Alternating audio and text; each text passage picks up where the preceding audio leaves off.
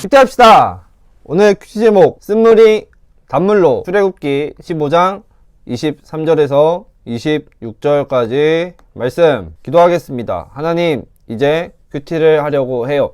짧은 시간이지만 이 시간만큼은 하나님만 생각하고 하나님 말씀에만 집중하게 해주세요.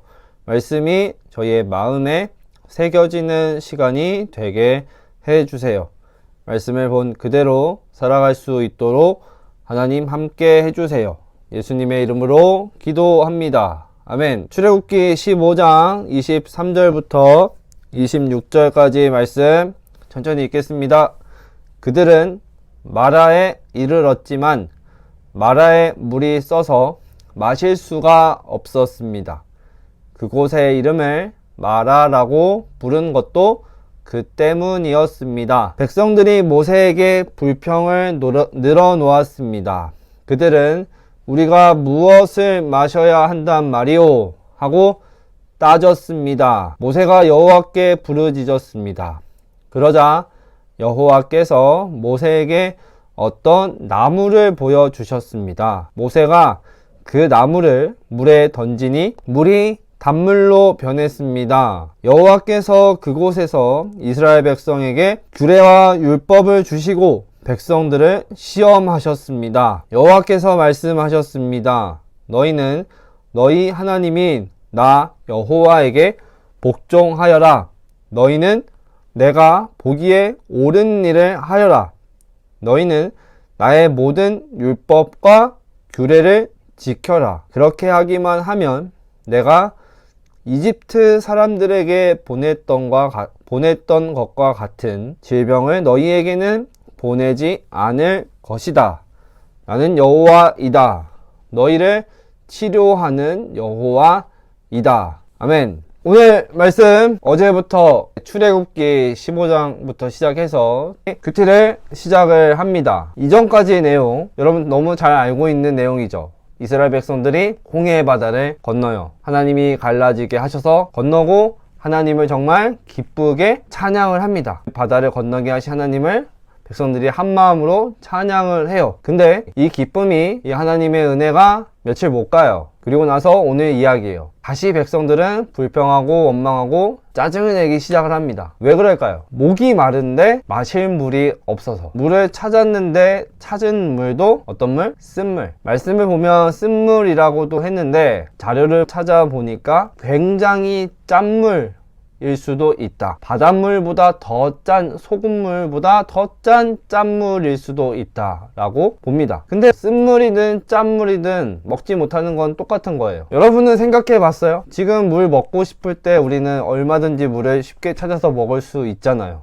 근데 물을 며칠 동안 못 먹는다고 그런 일이 있었나요? 없었죠. 백성들은 어땠을까요? 너무나 많이 힘들었을 거예요. 당연히 원망, 불평, 짜증이 나올 수 있어요. 질문 하나 볼게요. 그곳의 이름을 마라라고 부른 이유는 무엇인가요? 그들은 마라에 이르렀지만 마라에 물이 써서 마실 수가 없었습니다.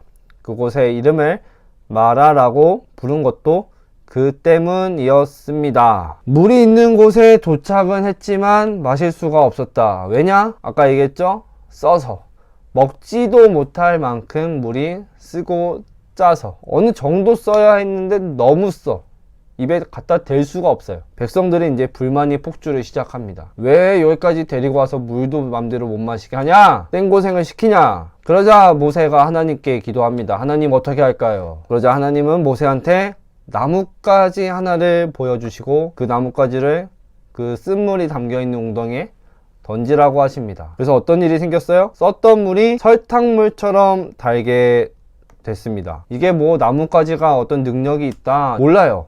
왜 갑자기 왜 나뭇가지가 던졌는데 단물이 됐을까? 그 원인은 모릅니다. 그냥 하나님이 이스라엘 백성들을 위해서 하신 일이에요. 그럼 왜 이런 일을 보여주셨을까요? 생각해 볼 게 있습니다. 왜 하나님은 이런 일을 보여주셨을까? 이런 것 같아요. 사람이 힘들면 불평, 불만, 짜증 살다 보면은 나올 수 있어요. 당연한 겁니다. 우리의 마음으로는. 근데 하나님은 힘들고 어렵지만 여기까지 홍해 바다를 가르고 건너게 해서 인도한 나를 너희는 믿느냐? 이걸 묻고 싶으신 것 같았어요. 내가 너희의 이런 하나님이다. 쓴물을 너희를 위해서 단물로 바뀌게 하는 하나님, 너희를 홍해 바다를 건너게 한 하나님, 그 노예 생활에서 구원시켜준 하나님이 바로 나다라는 걸 보여주시는 것 같습니다. 단순히 그냥 불평불만한다고 그걸 소원을 들어주시기 위해서 물을 단물로 변화시켜 주신 게 아니에요. 그리고는 하시는 말씀, 힘들지만 지금까지 그래왔던 것처럼 나만 믿고 잘 따라와라. 내가 너희에게 이러한 것들을 줄 것이다. 26절에서 보이는 율법과 규례만 잘 지키면서 듣고 모세를 잘 인도하는 대로, 모세를 통해서 내가 너희를 인도한 대로 잘 따라와라. 그렇게 하면 내가 너희를 다시는 아프게 하지 않을 것이다. 나는 너희를 치료하는 하나님이다. 때로는 우리도 이스라엘 백성들처럼 힘들 때 있어요. 짜증날 때 있고요, 괴로울 때가 있고 아플 때가 있어요. 몸도 마음도 아플 때가 있습니다. 그때 우리가 의지하고 바라봐야 할 분이, 가장 먼저 생각해야 할 분이 누구다? 하나님. 그럼 또 이렇게 생각할 수 있습니다. 그럼 몸이 아플 때 병원도 가지 말고 약도 먹지 말고 하나님께 기도만 하면 돼요? 라고 생각하면 될까요? 안 될까요? 안 되죠. 그거는 하나님을 잘못 생각하는 거고 이상하게 믿는 거예요. 치료를 받을 수 있도록 약을 먹게 해주시는 분도 누구다?